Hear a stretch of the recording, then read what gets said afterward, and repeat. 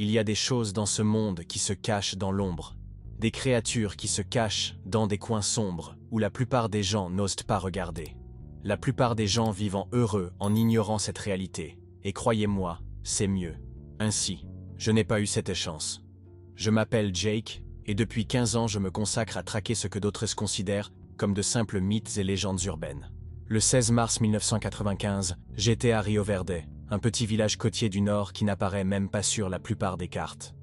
J'avais suivi la trace de ce que je pensais être un nid de vampires, mais après 2 semaines d'enquête, je n'ai trouvé que de fausses pistes et des impasses. J'envisageais d'abandonner et de chercher ailleurs lorsque le destin est intervenu. Le bar s'appelait El Ancla, un bar délabré près de la jetée qui sentait le poisson, la bière rassis et des décennies de fumée de cigarettes persistant sur les murs. Le genre d'endroit où les locaux boivent pour oublier et où les étrangers passent inaperçus. Parfait pour quelqu'un comme moi. Il était un peu plus de 10 heures du soir et j'occupais mon coin habituel, le dos au mur et une vue dégagée sur l'entrée. Vieille habitude. J'ai appris à mes dépens que les créatures que je chasse décident parfois de me chasser. Je buvais lentement une bière chaude pendant que je révisais mes notes, essayant de trouver les schémas que j'aurais pu manquer. La porte s'ouvrit brusquement, laissant entrevoir une rafale de vent marin et un homme qui semblait avoir vu un fantôme. Il avait environ 40 ans, avait des cheveux gris hirsutes et portait une veste de pêcheur tachée de ce qui ressemblait à du sang. Son visage exprimait le genre de terreur que je connais bien, celle de quelqu'un qui vient de découvrir que le monde n'est pas celui qu'on lui a toujours dit. Le nouveau venu entra en titubant, criant que sa femme avait tenté de le tuer, que ses yeux avaient changé. Le barman, un gars costaud nommé Sergio qui m'avait servi des bières pendant mon séjour, a répondu avec scepticisme. Il l'a appelé Martin et lui a servi un whisky sans qu'il le demande, insinuant que ce n'était pas la première fois qu'il apparaissait avec des histoires sur des problèmes avec sa femme Teresa. Les quelques clients riaient discrètement, échangeant des regards complices. De toute évidence, Martin avait la réputation d'exagérer ses problèmes conjugaux. Mais quelque chose dans son expression m'a alerté. Ce n'était pas le regard vitreux d'une ivrogne, ni le drame d'un homme cherchant à attirer l'attention. C'était une véritable terreur. Et lorsqu'il a mentionné le changement dans les yeux de sa femme, mon instinct s'est immédiatement réveillé. Je me suis approché du comptoir avec ma bière et mes notes, m'informant de la coupure sur son sourcil gauche qui saignait légèrement. Martin m'a regardé, surpris que quelqu'un le prenne au sérieux. Quand je lui ai dit que je pouvais croire son histoire, il a semblé hésiter, regardant autour de lui comme s'il craignait que quelqu'un d'autre ne l'entende. Finalement, après avoir bu le whisky, il s'est approché de moi et a commencé à me raconter ce qui s'était passé. Il était arrivé chez lui plus tôt que prévu en raison de problèmes avec le moteur de son bateau. Lorsqu'il entra, il trouva Teresa penchée sur quelque chose de cru dans la cuisine. Il pensait que c'était du poisson, mais l'odeur était anormale, inquiétante. Lorsqu'elle l'entendit, elle se retourna et ses yeux n'étaient plus humains, mais jaunes, avec des pupilles fendues, semblables à celles d'un chat, mais avec un mal évident. Son sourire révélait du zang sur ses dents. Lorsqu'il tenta de battre en retraite, elle se déplaça à une vitesse surnaturelle et l'attaqua. Il réussit à peine à la repousser et à s'échapper. Le barman a rejeté l'histoire alors qu'il nettoyait les verres, commentant que Teresa avait toujours été étrange, mais pas au point d'être un monstre. Les autres clients hochèrent la tête, certains riant ouvertement. Pour eux, ce n'était rien d'autre que l'illusion d'un homme ayant des problèmes conjugaux. Mais je savais mieux. Les symptômes correspondaient à plusieurs possibilités peut-être. Un changement de peau ou un esprit vengeur qui avait possédé le corps de la femme. Cependant, la mention de la consommation de viande crue m'a fait penser à quelque chose de plus précis. J'ai demandé depuis combien de temps sa femme agissait différemment. Martin fronça les sourcils, réfléchissant. Il a raconté qu'il y a quelques mois, elle avait commencé à sortir le soir en disant qu'elle souffrait d'insomnie. Puis sont venus des changements de régime, je préférais la viande presque crue et, même si je mangeais davantage, j'avais perdu du poids. Tout correspond à mes soupçons. Je lui ai demandé si elle travaillait ou habitait près d'un cimetière. Ses yeux s'écarquillèrent de surprise. Il a confirmé que le vieux cimetière se trouvait à environ 200 mètres de sa maison et que Teresa avait commencé à le visiter il y a quelques semaines, disant qu'elle appréciait la tranquillité des lieux. Ma dernière question était, la plus importante, savait-il où elle se trouvait maintenant? Il a déclaré l'avoir vue se diriger vers le cimetière en arrivant au bar. J'ai laissé quelques billets sur le comptoir, de quoi payer mes bières et celles de Martin. Je me suis rapproché et lui ai expliqué à voix basse que sa femme pourrait être infectée par ce qu'on appelle une goule, une créature qui se nourrit de cadavres et, occasionnellement, de vivants. Je l'ai prévenu que si mes soupçons étaient fondés, la Teresa qu'il connaissait n'existait plus. Son visage pâlit, mais je vis autre chose que de la peur dans ses yeux. Jai vit le doute, le déni, le refus naturel d'accepter l'impossible. Il murmurait que c'était de la folie, que les monstres n'existaient pas, mais sans réelle conviction. Je lui ai assuré que les monstres c'était réel, et que j'aurais besoin de son aide pour arrêter ce qui était autrefois sa femme avant qu'il ne blesse quelqu'une, peut-être lui-même. Après un moment d'hésitation, il a accepté de m'aider. Nous quittons le bar sous les yeux curieux des clients. Personne ne nous a suivis. Pour eux, nous n'étions qu'un étranger ivre et bizarre, probablement destiné à encore plus de problèmes. La nuit était froide, et le brouillard commençait à s'infiltrer de la mer, recouvrant les rues étroites du village de pêcheurs. L'odeur du sel et des algues mêlée à autre chose, quelque chose de putride, qui s'accentuait à mesure que nous approchions de l'ancien cimetière. Pendant que nous marchions, Martin m'a demandé pourquoi cela était spécifiquement arrivé à sa femme. C'était une question que j'avais entendue des centaines de fois, dans différents endroits, de la part de différentes personnes confrontées à différentes horreurs. Toujours la même incrédulité, la même recherche désespérée de sens, là où il n'y en a pas. Jai expliquait que les ghouls ne choisissent pas leurs victimes au hasard. Ils ont tendance à infecter les personnes qui passent du temps à proximité des cimetières ou qui ont un lien avec la mort. Pendant que je parlais, j'ai vérifié mon sac pour m'assurer que j'avais tout ce dont j'avais besoin: une lampe de poche, un couteau en argent, un pistolet à balles salines, de l'essence et des allumettes. Les outils de mon métier, la différence entre la vie et la mort face au surnaturel. Le cimetière se dressait devant nous dans le brouillard, une collection de pierres tombales anciennes et de mausolées en décomposition, entourées d'une clôture en fer rouillé. Le portail pendait sur une seule charnière, se balançant légèrement au gré de la brise marine. Au-delà, parmi les ombres des tombeaux, je crus voir du mouvement. Jai arrêtait Martin d'un geste, et j'ai sorti ma lampe de poche. Il était temps de chasser, et cette fois, le monstre avait un visage que mon compagnon avait déjà adoré. Ce sont toujours les chasses les plus difficiles, celles qui laissent des cicatrices que même le temps ne peut effacer. Je le savais de ma propre expérience. L'air du cimetière était différent, plus dense, chargé de la puanteur incomparable de la putréfaction. Ce n'était pas l'odeur habituelle d'un Campo Santo, c'était plus intense, plus récent. 15 années de chasse aux créatures surnaturelles m'ont appris à distinguer les odeurs de mort naturelle de celles de mort profanée. Jai fait signe à Martin de garder le silence, et je lui ai tendu ma deuxième lampe de poche. Ses mains tremblaient tellement que j'avais peur qu'il les laisse tomber. Je ne lui ai pas reproché. Faire face à la réalité selon laquelle les monstres existent est traumatisant. Découvrir que votre femme en est devenue une est dévastateur. J'ai vu des hommes plus forts que lui se briser face à des révélations similaires. Nous avancions entre les tombeaux, nos pas étouffés par l'herbe humide et mal entretenue. Le brouillard s'était épaissi, transformant les pierres tombales et les statues en silhouettes fantomatiques qui semblaient bouger lorsqu'elles étaient éclairées par des lanternes. Le seul bruit était le fracas lointain des vagues sur les falaises et le croassement occasionnel d'une oiseau nocturne. Un cimetière abandonné est un terrain d'alimentation idéal pour les ghouls. Des victimes pratiques, aucune surveillance et la superstition éloignent les curieux la nuit tombée. Si mes soupçons étaient fondés, la femme de Martin ne serait pas seule. Les ghouls agissant rarement seuls, elles forment généralement de petits groupes, partageant leurs festins macabres. Martin murmura que Teresa avait récemment mentionné 2 femmes qu'elle avait rencontrées dans le village, de nouvelles amies avec qui elle passait du temps. Elle pariait que ses amis étaient responsables de l'avoir infectée. C'est ainsi qu'il se propage, il se trouve une personne vulnérable, l'infectant par échange de fluides, généralement dans la nourriture ou la boisson, puis la guide tout au long de la transformation. 3 semaines plus tard, la personnalité originelle a presque disparu, remplacée par la faim insatiable de la goule. Nous nous arrêtons devant un mausolée particulièrement grand. La porte en fer était entr'ouverte, et une lumière vacillante émanait de l'intérieur, probablement des bougies.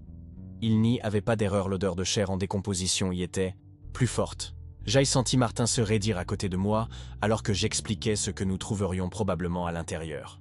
Je lui ai proposé de rester sur place, mais il a insisté pour m'accompagner. Il voulait voir, Il avait besoin de confirmer de ses propres yeux ce qui était arrivé à la femme qu'il aimait. Jai toujours admiré ce genre de courage. Non pas celui du guerrier qui se lance dans la bataille sans crainte, mais celui de l'homme ordinaire qui, malgré sa terreur, continue d'avancer parce qu'il en a besoin. Jai sortit mon pistolet chargé de balles de sel. Il ne tuerait pas une goule, mais il la neutraliserait de suffisamment longtemps pour que nous puissions utiliser des méthodes plus définitives. Les goules sont vulnérables au feu, à la décapitation et à l'extraction du cure. Aucune des deux options n'est agréable, surtout lorsque la créature porte encore le visage de quelqu'un autrefois aimé. Nous nous approchons silencieusement de l'entrée du mausolée. De l'intérieur sortaient des bruits humides, déchirants et mâchants, ponctués de ce qui ne pouvait être décrit que comme des gémissements de plaisir.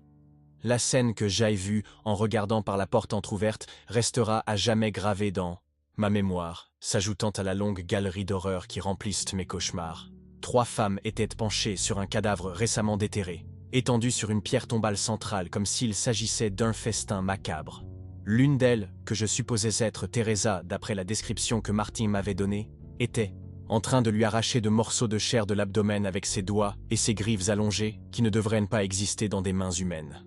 Les 2 autres, plus minces et d'apparence cadavérique, s'occupaient des bras et des jambes. Leurs visages, déformés par la faim et la transformation, affichaient une pâleur anormale dans les zones qui n'étaient pas tachées d'angles ou de fluide corporel. J'ai senti Martin reprendre son souffle derrière moi. Quand je me suis retourné pour le regarder, j'ai vu que des larmes coulaient silencieusement sur son visage. Sa femme ou ce qu'il en restait était méconnaissable. Ses yeux étaient maintenant complètement jaunes, semblant visibles, et ses mouvements étaient saccadés, presque comme ceux d'un insecte. La transformation était presque terminée, il était temps d'agir avant qu'ils ne nous détectent. Les ghouls ont des sens accrus, surtout lorsqu'elles se nourrissent. J'expliquai rapidement et tranquillement nos options. Nous pouvions essayer de capturer Teresa pour un remède, même si je n'avais jamais vu personne se rétablir, alors que la transformation était si avancée où nous pouvions mettre fin à ses souffrances et l'empêcher de causer davantage de douleur. Martin était dévasté. Pendant plusieurs minutes, qui semblaient éternelles devant cette horrible scène, il débattit avec lui-même. Finalement, la voix brisée par la douleur, il dit qu'il ne reconnaissait plus la femme à l'intérieur de ce mausolée. Ce n'était pas sa Teresa, et elle n'aurait jamais voulu devenir un monstre. Elle m'a demandé de la libérer de cette existence, mais de le faire rapidement, sans douleur. J'ai tué de nombreuses créatures au fil des années, mais ce n'est jamais facile quand elles sont une forme humaine, quand quelqu'un se souvient d'elle comme de la personne qu'elle s'était autrefois. J'ai promis que je ferais de mon mieux pour que ce soit rapide. Le plan était simple, j'entrerais d'abord, je tirerais sur les 2 ghouls les plus âgés pour le neutraliser, puis nous nous occuperions de Teresa. J'ai remis à Martin le gallon d'essence et les allumettes. Votre rôle serait de larguer le carburant et de brûler les corpses après que je me sois assuré qu'ils étaient neutralisés. J'ai pris une profonde inspiration. J'ai concentré mon esprit, comme je l'avais fait des centaines de fois auparavant, et j'ai poussé la porte du mausolée avec mon pied, entrant avec le pistolet à la main. Tout s'est passé plus vite que prévu. Les 3 créatures relevèrent la tête en même temps, leurs visages se tordant en grimaces de fureur animale en nous voyant interrompre leur festin. Jai tirait 2 fois, touchant les ghouls vétérans à la poitrine. Le sel les renvoya en hurlant de douleur, leur corps fumant là où les projectiles avaient frappé. Mais Teresa a été plus rapide que je ne l'avais estimé. Il s'est lancé sur nous avec une rapidité surnaturelle, esquivant mon 3e tir. Jai vu ses griffes venir vers ma gorge et j'ai à peine réussi à l'esquiver, sentant la piqûre lorsque l'une d'elles m'a effleuré l'épaule, déchirant le tissu et la peau. Dans ce moment chaotique, j'ai entendu Martin crier son nom. Ce fut une erreur fatale. Teresa s'arrêta une fraction de seconde, une sorte de reconnaissance traversant ses yeux bestiaux. Puis elle se jeta sur lui à ma place. Tous 2 tombèrent sur le sol du mausolée. La créature qui était autrefois Teresa déchirait ses vêtements et sa peau, tandis que Martin essayait de la repousser sans lui faire de mal. Il l'aimait toujours, même s'il voyait ce qu'elle était devenue. Je ne peux pas lui en vouloir. J'aurais fait la même chose si j'étais Elena. Il n'y avait pas de temps pour les subtilités. Pendant que les 2 autres ghouls commençaient à se remettre, des tirs de sel, Jai sortit mon poignard et me suis jeté sur Teresa, la faisant tomber de Martin. Nous avons roulé sur le sol, une masse de griffes, de grognements et d'acier. Elle était forte, inhumainement forte, et seule mon expérience m'a permis de survivre à ces interminables secondes. Jai réussit à la clouer au sol et pendant un bref instant, alors que je levais le poignard, ses yeux jaunes semblaient s'éclairer. Quelque chose de Teresa, la vraie Teresa, veillait sur eux. Ses lèvres ensanglantées remuèrent, formant ce qui ressemblait à des mots de supplication. Je ne sais pas si elle me demandait de la tuer ou de la sauver. Je n'ai pas eu le temps de le découvrir. L'une des autres goules s'est jetée sur mon dos, ses griffes transperçant ma chair comme de couteaux brûlants. La douleur fut instantanée et aveuglante. Je me suis éloigné, sentant des morceaux de peau arrachés, et j'aille tiré à bout portant. La créature hurla et recula, mais le mal était déjà fait. Martin avait réussi à se lever et tenait maintenant le galon d'essence. Mais il hésitait, les yeux fixés sur Teresa, qui se relevait lentement, le regard à nouveau prédateur. La troisième goule a rampé vers nous depuis l'autre côté du mausolée. Ses mouvements limités par le Selkie continuaient de se frayer un chemin à travers son système. Je lui ai crié de verser de l'essence et d'allumer le feu. Nous perdions. L'avantage, mes blessures m'affaiblissaient rapidement, et bientôt les 3 goules seraient sur nous. Martin semblait sortir d'une transe.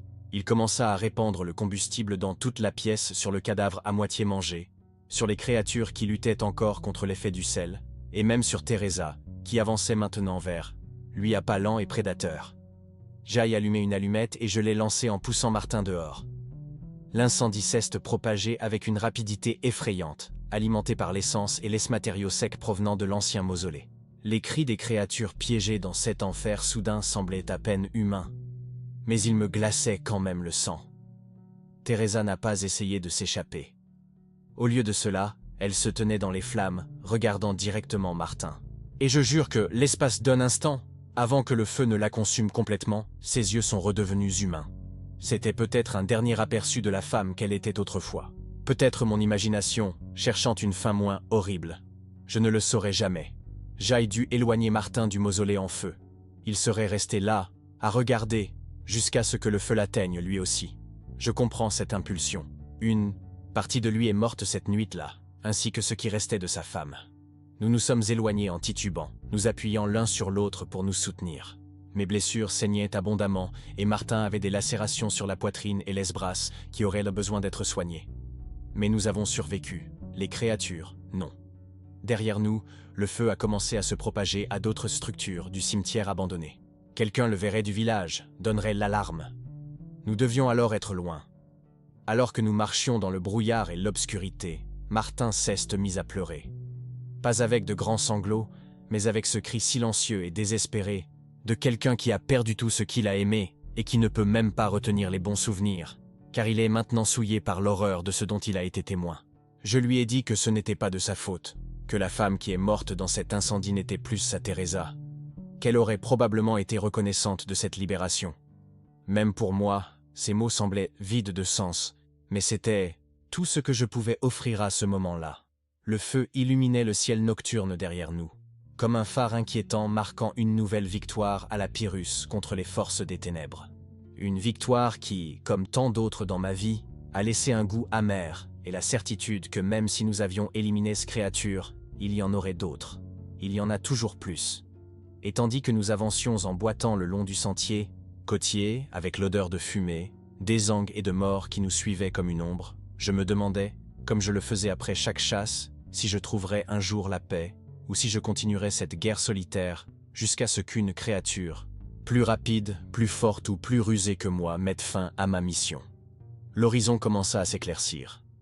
Un nouveau jour est né, emportant avec lui les ombres de la nuit. Mais certaines ombres, celles qui habitent nos esprits et nos âmes après avoir affronté l'impossible, ne disparaissent jamais complètement. Martin venait de le découvrir. Je le savais déjà il y a 15 ans. Dawn nous a trouvés à la petite clinique du village. Le médecin, un homme âgé aux yeux fatigués qui laissait entendre qu'il avait vu plus qu'il ne l'admettait, n'a pas posé beaucoup de questions. Dans des endroits comme Rio Verde, les secrets sont gardés et les explications inconfortables sont évitées. Nous lui avons dit que des animaux sauvages nous avaient attaqués alors que nous marchions le long de la plage. Il hocha la tête, n'y croyant pas vraiment, mais acceptant le mensonge comme faisant partie du jeu. Mes blessures étaient de profondes, mais propres. Les griffes des goules laissent des marques distinctives des coupures précises qui mettent 2 fois plus de temps à guérir qu'une blessure normale et qui s'infectent souvent si elles ne sont pas soignées correctement. Le médecin a nettoyé nos blessures avec une solution qui sentait l'alcool et les herbes, a recousu les plus graves et a bandé le reste. Martin a reçu un traitement similaire pour les coupures sur la poitrine et les bras. Heureusement, aucun de nous n'a été mordu. Les morsures de goules sont presque toujours mortelles, la salive contient l'infection qui transforme les victimes. Si Teresa l'avait mordu lors de l'attaque, il serait désormais confronté à un sort pire que la mort. Tandis que nous nous reposions côte à côte sur des civières, j'observais Martin. Son regard se perdait quelque part au plafond. Son visage n'était qu'une masque de douleur qui dépassait bien le physique. Je savais exactement ce qu'il ressentait. Le vide, le déni, la culpabilité, la colère. Toutes les étapes du deuil mélangées, au traumatisme d'avoir été témoin de quelque chose qui remet en question la réalité telle que nous la connaissons. C'est un cocktail toxique pour l'esprit, et beaucoup ne survivent pas à son empoisonnement. Certains se suicident, d'autres se réfugient dans la folie ou dans la drogue. Certains, comme moi, canalisent cette douleur dans un but précis. Lorsque le médecin est parti voir un autre patient, j'aille parler à Martin d'Elena, ma femme. De la façon dont elle est morte, déchirée par un spectre vengeur alors que j'étais immobilisé, obligé d'observer chaque seconde. Sur la façon dont cet événement a détruit ma vie antérieure et m'a envoyé sur ce chemin de solitude et de violence contre le surnaturel. Je ne l'ai pas fait pour comparer nos douleurs, mais pour lui faire savoir que j'avais compris qu'il n'était pas seul dans cet enfer privé. Il n'a pas répondu tout de suite. Il a juste tourné la tête vers moi et m'a vraiment regardé pour la première fois depuis que nous avons quitté le cimetière en feu. Ses yeux étaient rouges mais secs. Parfois, la douleur est si profonde que les larmes ne suffisent plus. Nous avons été libérés le même après-midi. Les autorités ont attribué l'incendie du cimetière à des vandales ou à un rituel d'adolescents qui a mal tourné. Personne n'a parlé de corps retrouvés parmi les cendres du mausolée, ce qui ne m'a pas surpris. Les goules, lorsqu'elles sont brûlées, vivent, se désintègrent presque complètement, ne laissant que des traces à peine reconnaissables comme humaines. Martin m'a invité à rester chez lui pendant que je récupérais. Je voulais être seul, mais j'ai compris qu'il ne pouvait pas accepter de retourner dans une maison vide, où chaque recoin contenait des souvenirs de Teresa. J'ai accepté, non seulement pour lui, mais aussi parce que je devais m'assurer qu'il n'y avait plus de goules dans la ville. Là où il y en a 3, il y en a généralement plus. Il était important de confirmer que nous avions éliminé toute l'infestation. La maison était au bord de la mer, avec une vue sur les falaises et le cimetière au loin. C'était un endroit magnifique, le genre de maison qu'un couple construit avec amour au fil des années. Des photos de Teresa et Martin ornant les murs leur mariage, leurs vacances, les moments du quotidien figés dans le temps. Dans chacun d'eux, Teresa souriait avec des yeux brillants, si différents du regard jaune et bestial de la créature que nous avions brûlée. La première nuit a été la plus difficile. Martin était assis en silence dans le salon, buvant du whisky directement à la bouteille, regardant alternativement les photos de sa femme et les bandages sur ses bras. Nous ne parlons pas. Aucun mot ne pouvait atténuer ce qu'il ressentait. Je me suis simplement assis avec lui, partageant l'alcool et le silence jusqu'à ce que la fatigue le submerge et qu'il s'endorme sur le canapé. Jay fouillait la maison pendant qu'il dormait, à la recherche de signes de transformation de Teresa. Je l'ai trouvé au sous-sol une collection de petits ossements humains, probablement provenant d'un cimetière, des taches de sang séchées sur le sol en ciment et un journal écrit d'une écriture manuscrite qui se détériorait à chaque page, devenant de plus en plus erratique et incompréhensible. Les dernières entrées étaient à presque des gribouillages, avec des mots comme faim et viande répétés de manière obsessionnelle. Le plus troublant était de trouver une liste de noms. Des habitants de la ville, d'après ce que j'ai pu y déduire. Certains étaient rayés, d'autres marqués d'astérisques. Martin était en tête de liste non barrée, mais avec une note à côté dernier en nourriture. Quand tu seras prêt. J'ai brûlé le journal et les os dans la cheminée la même nuit. Martin n'avait pas besoin de voir ça. Les jours suivants suivirent une étrange routine de récupération physique et d'observation. Je sortais en ville chaque matin, enquêtant discrètement, à la recherche de signes d'une activité accrue des goules. J'ai consulté des nécrologies récentes, parlé aux résidents de disparition ou de comportements étranges. Rien de significatif. N'est ressorti. Il semblait que les 3 goules que nous avions éliminés étaient les seuls de la zone. Martin, quant à lui, errait dans la maison comme un fantôme mangeant à peine, dormant à peine. La seule fois où il a manifesté un quelconque intérêt, c'est lorsque je lui ai fait part des résultats de mes investigations. Je voulais tout savoir sur les goules, comment elles s'apparaissaient, comment elles infectaient les autres, s'il existait un moyen d'inverser la transformation. Jai expliquait le peu que je savais avec certitude. Les goules existent dans presque toute la culture, avec des noms différents, mais des caractéristiques similaires. Certains naissent de cette façon une mutation génétique rare. D'autres sont créés grâce à un sombre rituel. Mais la plupart, comme Teresa, sont infectés par contact avec la salive ou le sang d'une autre goule. La transformation est progressive, elle commence par des envies de viande crue, puis de subtils changements physiques, jusqu'à une métamorphose complète. Il n'existe aucun remède connu, une fois que la transformation progresse au-delà de la première semaine. Et oui, la personne originelle meurt dans le processus, remplacée par une entité qui conserve ses souvenirs mais pas son humanité. Une semaine, après l'incident, mes blessures étaient suffisamment guéries pour pouvoir voyager. J'ai confirmé qu'Wilny avait plus de ghouls à Rio Verde et qu'il était temps de continuer mon chemin. Il y a toujours plus de créatures, plus de cas, plus de personnes qui ont besoin d'aide sans même savoir que des menaces les guettent. La dernière nuit chez Martin, après un dîner silencieux, il m'a surpris en me demandant de l'entraîner, de lui apprendre à chasser des créatures comme celle qui a tué sa femme. Il n'était pas le premier conjoint survivant à me faire cette demande, et comme toujours, j'ai refusé. J'ai expliqué que ce chemin était une condamnation à mort, pas une carrière, que la plupart des chasseurs ne parviennent pas à atteindre un âge avancé, qu'il faut plus que de la douleur et de la vengeance pour survivre, il faut une sorte d'aptitude particulière, un détachement émotionnel qui est à la fois une bénédiction et une malédiction. Il lui a dit d'honorer la mémoire de Teresa en vivant la vie qu'elle aurait voulu pour lui, et non en se lançant dans une croisade suicidaire. Je ne suis pas sûr que mes paroles aient eu un quelconque effet. L'expression de Martin resta inchangée, mais il n'insista pas. Quand je suis parti le lendemain matin, alors que je chargeais mon sac à dos cabossé dans la voiture de location, il m'a remis un petit paquet enveloppé dans du papier craft. Il m'a demandé de ne l'ouvrir que lorsque j'étais loin de la ville. Nous nous sommes dit au revoir avec une poignée de main. Pas de discours émotionnel, ni de promesse de rester en contact. Nous savions tous les deux que nos chemins ne se croiseraient probablement plus. Les gens comme nous, marqués par le surnaturel, nouent rarement des liens durables. C'est trop douloureux, trop dangereux. J'ai roulé pendant des heures, laissant derrière moi Rio Verde et ses secrets. Alors que les soleils commençaient à se coucher et que la route était bordée de champs ouverts, je me suis arrêté devant un belvédère solitaire. J'ai ouvert le paquet de Martin avec une certaine appréhension. À l'intérieur se trouvait une photo encadrée de Teresa, souriante et belle, avant sa transformation. À côté, une note écrite d'une écriture tremblante. Pour que vous vous souveniez que parfois les monstres gagnent des batailles, mais pas nécessairement la guerre. Merci de l'avoir sauvé, même s'il était trop tard. J'ai laissé le message et la photo sur le siège passager pendant que je regardais le coucher du soleil. Dans mon travail, les victoires sont rares et elles s'accompagnent toujours de pertes. Techniquement, cette nuit au cimetière fut une victoire. Les créatures ont été détruites. La ville, protégée. Mais Martin a perdu sa femme. Et j'ai eu plus de cicatrices physiques et émotionnelles. Est-ce une victoire? Je ne sais pas. Je ne l'ai jamais su en fait. J'ai démarré la voiture lorsque les premières étoiles sont apparues dans le ciel. Ma prochaine destination était à des centaines de kilomètres de là, où ils avaient signalé de mystérieuses disparitions près d'un ancien monastère. Ce n'était probablement rien de surnaturel, mais je devais vérifier.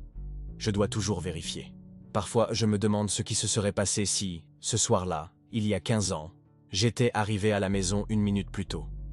Si seulement il avait réussi à sauver Elena. Aurais-je désormais une vie normale, ignorant les horreurs qui se cachent dans l'obscurité? Seriez-vous heureux? C'est une pensée inutile.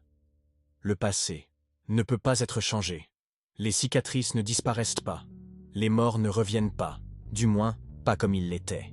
Quant à Martin, j'espère qu'il trouvera une sorte de paix. Qu'au fil du temps, vous vous souvenez davantage de la Teresa que vous aimiez que de la créature qu'elle est devenue. Que la photo que vous m'avez donnée vous serve de catharsis, un premier pas vers l'acceptation. J'avance, comme toujours. Chasser ce qui se cache dans l'ombre, affronter l'impossible avec rien d'autre que des connaissances fragmentées et des outils improvisés. Ce n'est pas la vie que j'aurais volontairement choisie, mais c'est la seule que je connais maintenant. Et tant qu'il y aura des créatures comme des ghouls qui menaceront des innocents, je continuerai à faire la seule chose que je sais faire: chasser, combattre, survivre. Et rappelez-vous, souvenez-vous toujours de ceux que nous n'avons pas pu sauver. Parfois, lorsque je suis entre deux chasses, dans des chambres de motels anonymes ou sur de routes isolées, j'imagine un monde où les gens connaissent la vérité sur ce qui les attend, où ils sont préparés, protégés, où les Martins et les Thérésas du monde ne sont pas des victimes surprises. C'est un rêve naïf, je sais. La connaissance du surnaturel est un lourd fardeau, et la plupart des gens céderaient sous son poids. C'est pour ça que les chasseurs comme moi existent, pour que d'autres puissent dormir paisiblement, ignorant les véritables horreurs qui se cachent derrière le mince voile de la réalité quotidienne. Ils peuvent donc s'inquiéter de leur hypothèque, de leurs relations et de leur emploi, sans savoir à quel point la barrière qui les protège est fragile. C'est une existence solitaire, souvent ingrate et presque toujours brève. Mais quelqu'un doit le faire. Alors que la route se déroulait devant moi dans l'obscurité grandissante, j'ai pensé à Thérésa et aux créatures qui l'avaient transformée. Comment nous y faisons face et les surmontons, malgré le prix à payer. Et pour la première fois depuis longtemps, j'ai ressenti quelque chose comme de la satisfaction. Je n'ai pas sauvé Thérésa, je suis arrivé trop tard pour ça. Mais nous avons libéré son âme d'une existence monstrueuse. Nous avons empêché d'autres de subir le même sort, et peut-être, juste peut-être, avons-nous donné à Martin la chance de guérir un jour. Dans cette guerre sans fin contre les ténèbres, ces petites victoires sont tout ce que nous avons. C'est suffisant, il le faut, car demain il y aura une autre ville, une autre créature, une autre chasse. Et je serai là, comme toujours, couteau à la main et cicatrice en souvenir, chasser ce qui se cache dans l'ombre pour que d'autres puissent marcher au soleil sans crainte. C'est ce que je fais, c'est ce que je suis, un chasseur.